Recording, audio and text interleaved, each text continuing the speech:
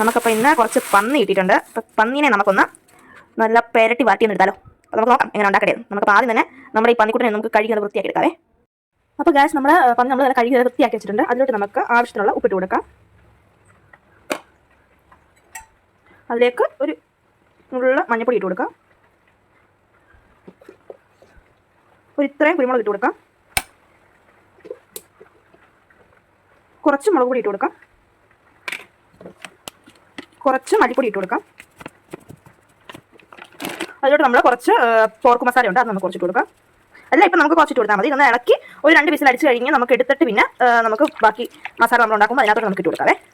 അപ്പോൾ ഈ മസാലകളെല്ലാം കൂടെ ഒന്ന് പെരട്ടി പിടിപ്പിച്ചിട്ട് നമുക്കിതൊരു 2 വിസിൽ അടിപ്പിക്കാം. നമ്മളിതിലോട്ട് ഒരുപാട് വെള്ളം ഒന്നും ഒഴിക്കണം. മസാല ഒന്ന് പിടിക്കാൻ വേണ്ടി ഒരു കുറച്ച് വെള്ളം ഒഴിച്ച് കൊടുത്താൽ മതി. ബാക്കി ആ ഇറച്ചിക്കകത്ത് വെള്ളം എല്ലാം ഇറങ്ങിക്കോളും, പിന്നെ നെയ്യും എല്ലാം കൂടെ ഇറങ്ങിക്കോളും. അപ്പോൾ നമ്മൾ ഒരുപാട് വെള്ളം ഒന്നും ഒഴിച്ച് കൊടുക്കേണ്ട ആവശ്യമില്ല. നമുക്കപ്പം ഇത് നമുക്ക് അടുപ്പത്തോട്ട് വെക്കാവേ. നമ്മുടെ പന്നിയാണെങ്കിൽ നല്ലതായിട്ട് ഞാനൊരു 2 വിസിൽ അടിച്ച് വേവിച്ചിട്ടുണ്ട്. നന്നായിട്ട് വെന്തിട്ടുണ്ട് കേട്ടോ.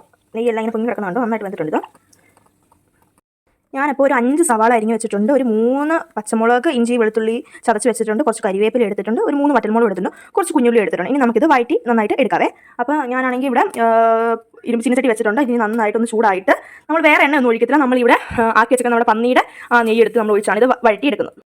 അപ്പോൾ നമ്മുടെ ചട്ടി ചൂടായി വന്നിട്ടുണ്ട്. നമുക്കതിലോട്ട് നമ്മുടെ നെയ്യ് ഒഴിച്ച് കൊടുക്കാവേ. അപ്പോൾ അതിനകത്തോട്ട് നമ്മൾ എടുത്ത് വെച്ചേക്കുന്ന 3 പച്ചമുളക് ഇട്ട് കൊടുക്കാം.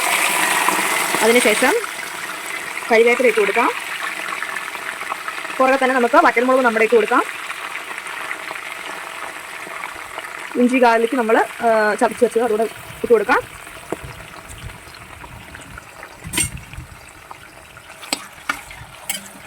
നന്നായിട്ടൊന്ന് വെളുത്തുള്ളിയുടെ ഇഞ്ചിയുടെ ആ പച്ചമണം ഒന്ന് മാറി കഴിയുമ്പോഴത്തേക്ക് നമുക്ക് നമ്മുടെ ചെറിയുള്ളി സവാളയും കൂടി ഇട്ട് വഴറ്റിയെടുക്കാവേ. അപ്പോൾ നമ്മുടെ അതിൻ്റെ ആ ഒരു പച്ചമണമൊക്കെ മാറിയിട്ടുണ്ട്. നമുക്കിനി കുഞ്ഞുള്ളി അതിനകത്തോട്ട് ഇട്ട് കൊടുക്കാവേ. കുഞ്ഞുള്ളി ഇട്ടൊന്ന് ഇളക്കി കൊടുത്തിട്ട് നമുക്ക് സവാളയും കൂടെ അതിൻ്റെ പുറകിലോട്ട് ഇട്ട് കൊടുക്കാം.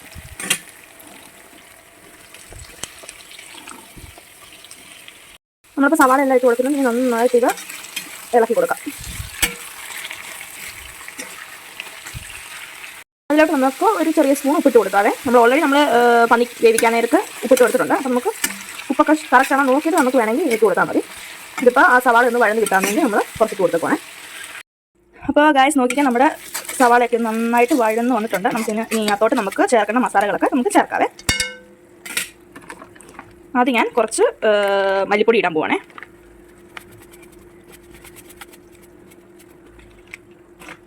കുറച്ച് മല്ലിപ്പൊടി ഇട്ടിട്ടുണ്ട്. ഇനി നമുക്ക് ഒരു സ്പൂൺ മുളക് പൊടി ഇട്ട് കൊടുക്കാം. ഓൾറെഡി നമ്മൾ മസാലയൊക്കെ ഇട്ടാണല്ലോ നമ്മൾ വേവിച്ചിട്ടുള്ളത്, അതുകൊണ്ട് ഒരുപാടൊന്നും നമുക്ക് ഇടണ്ട.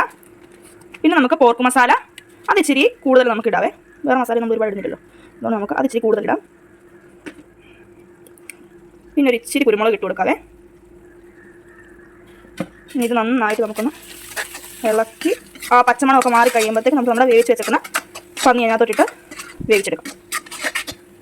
അപ്പോൾ നോക്കിയാൽ നമ്മുടെ മസാല നന്നായിട്ട് ആ മസാല ഇട്ടതിൻ്റെ പച്ചമണം എല്ലാം പോയി നല്ല അടിപൊളിയായിട്ട് വഴന്നിട്ടുണ്ടേ.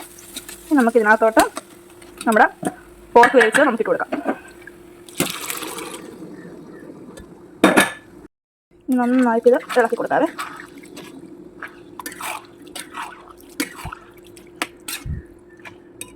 ഇച്ചിരി കരിവേപ്പില മണ്ടയ്ക്കോട്ട് നമുക്കൊന്ന് ഇട്ട് കൊടുക്കാം.